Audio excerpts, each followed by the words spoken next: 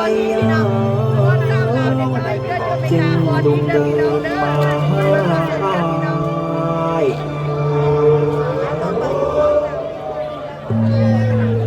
นาเอ๋ยมันสู่นั้นสองสลายตาแดงอำนาเอ๋ยมันสู่นั้นสองสลายตาแดงอำจีบมาให้อายเขียวยังอายจะนำให้น้องได้ฟังจีบมาให้อายเขียวยังอายจะนำให้น้องฟัง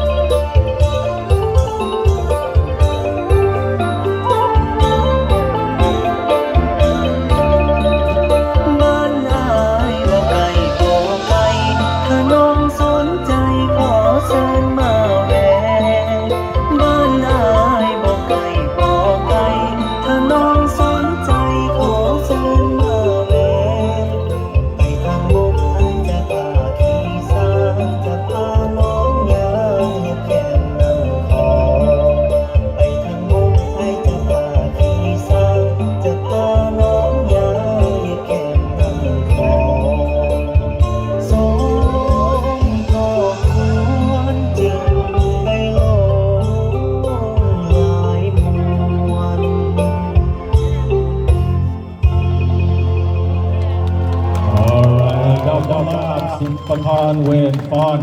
Naxidun. I'd like to go ahead and invite the performers to continue to stay on stage. Ladies to stay on stage, and also want to welcome up now also Mechan Ham Udom. Then also want to welcome to the stage also Miss Marina Sayirat also as well, who's going to have a gift for the performers. Mechan Ham Say Goodbye toแล้วก็ขอเชิญขึ้นยานาง Marina Sayirat พร้อมจะมีรางวัลให้นักฟ้อน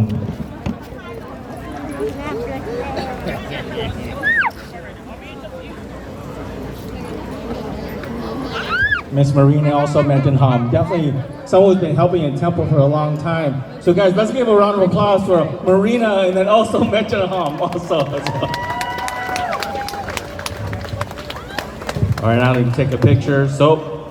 this evening, we want to say thank you again for all of your support. The performers this evening, we want to say thank you again and amazing job, wonderful job showcasing Lao performing arts. So we want to say thank you, Dok Gulab Silapakon and also Jamba Noi team. So one more time, let's give a big round of applause for Dok Gulab Silapakon and also Jamba Noi. Thank you.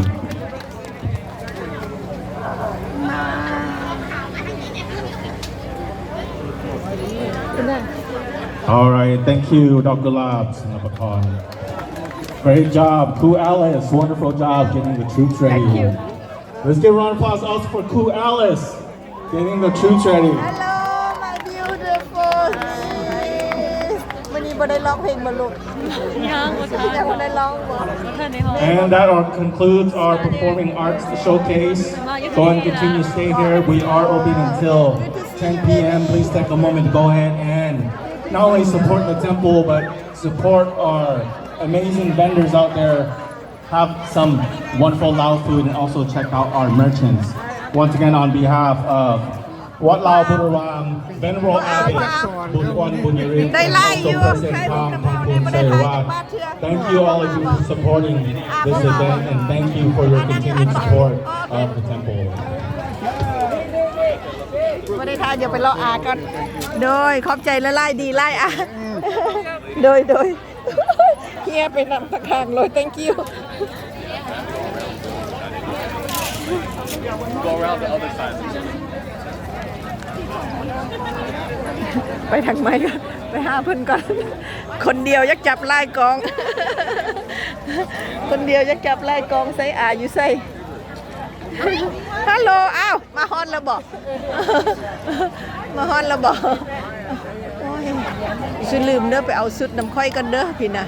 ร้านซาวก็มาฮอนแล้ว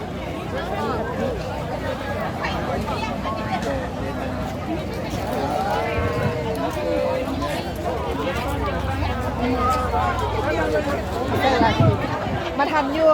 เดี๋ยวว่าอยู่สันตาหน้าพุ่นเก็บตายเพิ่นว่าย่านมาบ่ทันแล้วเช้าเพิ่นมาแต่ชั่วโมง2ชั่วโมงนะจำเป็นต้องมาทันโอ้นั่นมันอาบ่เป็นไผเดี๋ยวก่อนมีแต่คนใส่ชุดงาม อีกเทื่อนึงขอแสดงความเคารพใจมายังบรรดาพ่อแม่องค์เด็กที่ได้อนุญาตให้ลูกให้หลานได้มามีการประกอบชวนที่ว่าปีนี้เป็นปีปฐมฤกษ์พ้นจริงแล้วที่ผ่านมาแต่บางคนว่าการไหลเข้าไปของเขานั้นก็คือว่าบ่ท่านไงโตโหฬารเท่าไหร่ดังนั้นขอตอบบรรดาท่านผู้มีเกียรติได้รับทราบว่าลูกหลานก็ได้ถามอีกว่าการไหลเนื้อไฟนั้นไหลในลักษณะใดข้าพเจ้าก็ได้ประชาสัมพันธ์ว่าเป็นการไหลเพื่อบูชาพญานาค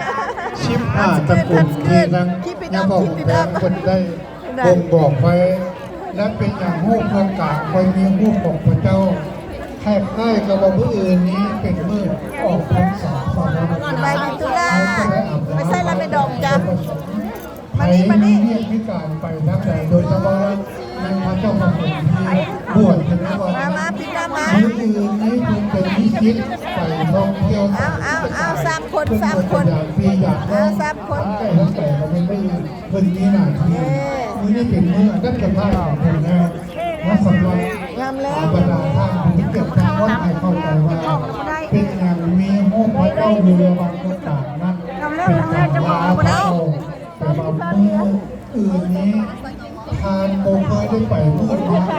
มื้ออื่นนี่ทานจะมีสิทธิ์มีรายการประจำให้คนกระป๋องให้พี่น้องญาติพี่น้อง ไล่เฮาไปไล่ไปลองไปเด้อพี่น้องเด้อทุกคนอยู่ดีมีแฮงอยู่ดีมีสุขอยู่ดีมีใจกันทุกคนเด้อพี่น้องเด้อ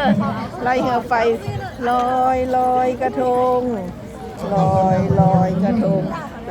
ะทงนั่นแล้วขอเชิญนางแก้วออกมาลำวงวันลอยกระทงลำวงวันลอยกระทง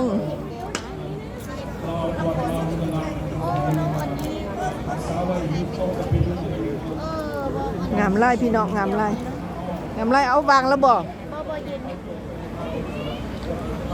ให้อ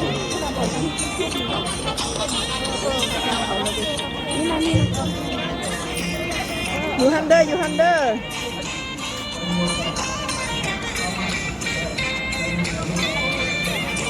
เอาจับทำท่าจับโอ้ยงามเด้งามเด้งามเด้กองตะลิงเราทั้งหลายชายหญิงมาลกกันจริงวันลอยกระทงลอยกระทงลอยกระทงลอยกระทงไปแล้ว Thank you all of you. Very pleased and very happy. ลำบงวันลอยกระทงลำบงวันลอยกระทงคนจะสุขให้เราสุขใจคนจะสุขให้เราสุขใจ Although we don't have any competition here, we do have a right to go ahead and carry on our tradition of commemorating and also paying our respect to the map. เอาทุกคนอยู่ดีมีแหงอยู่ดีมีสุขอยู่ดีมีใสตลอดไปเด้อกดติดตามให้แด่พี่น้อง We're all of you are here and all welcome. ลำวงวันลอยกระทงอาโชคดีพี่น้อง